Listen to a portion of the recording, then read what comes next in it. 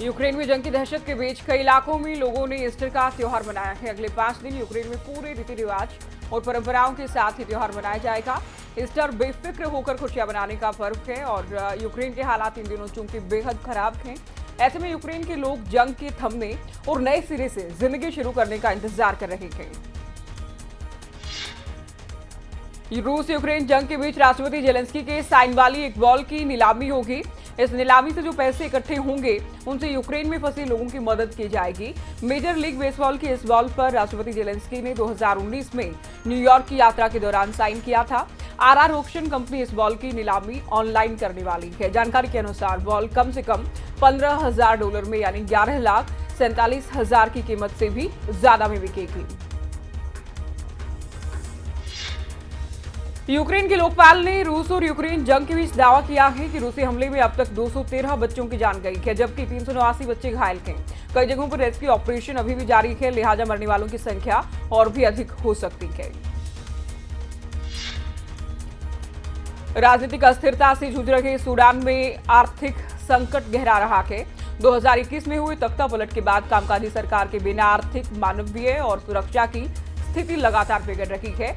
Sudan के एक सहायता समूह का कहना है कि दारफुर प्रांत में अरबों और गैर अरबों के बीच कबायली संघर्ष में 168 लोगों की जान गई है। इस इलाके में शरणार्थियों के लिए काम करने वाले एडम रिगल का कहना है कि इस लड़ाई में 98 लोग घायल हो चुके हैं।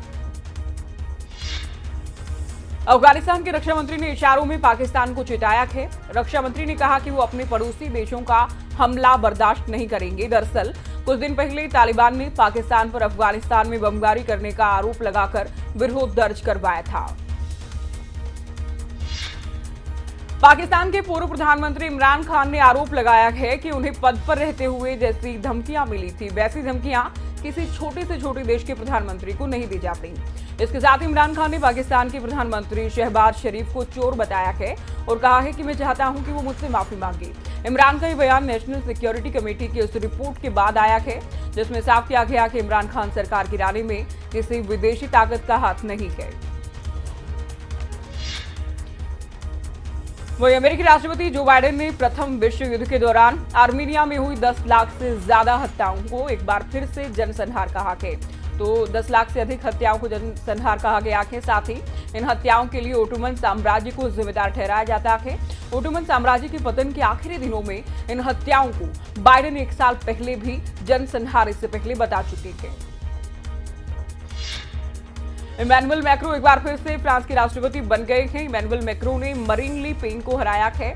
मैक्रो को 58.55% वोट मिले हैं, जबकि पेन को 41.45% वोट मिले थे, जिसके बाद मैक्रो ने एफिल टावर के पास समर्थकों से कहा है कि अब वो चुनाव खत्म हो गया है, अब मैं ही सभी के लिए राष्ट्रपति हूं।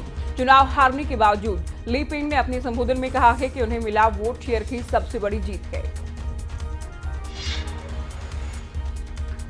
श्रीलंका के आखिरी छोर हम्बनटोटा से लोग भूख से तड़प रहे हैं। हम्बनटोटा में मदद तो दूर, चीन ने पोर्ट पर आए लोगों को भी आने से रोका है। चीन के निवेश से बन रहा हम्बनटोटा पोर्ट श्रीलंका से करीब 5 किलोमीटर की दूरी पर है। ये बंदरगाह और इसके आसपास का बड़ा इलाका चीन के नियंत्रण में है। चीन के लोगों ने यहां आसपास के लोगों को जाने की अनुमति भी नहीं दी है। चीन के शंघाई में कोरोना से पिछले 24 घंटे में 39 लोगों की जान गई है। 21,058 लोग कोरोना से संक्रमित मिले हैं। कोरोना से जर्मनी और फ्रांस में मौतों की संख्या एक हफ्ते में बहुत ज्यादा बढ़ी है। कोरोना का ग्राफ अफ्रीका और अमेरिका में तेजी से बढ़ा है।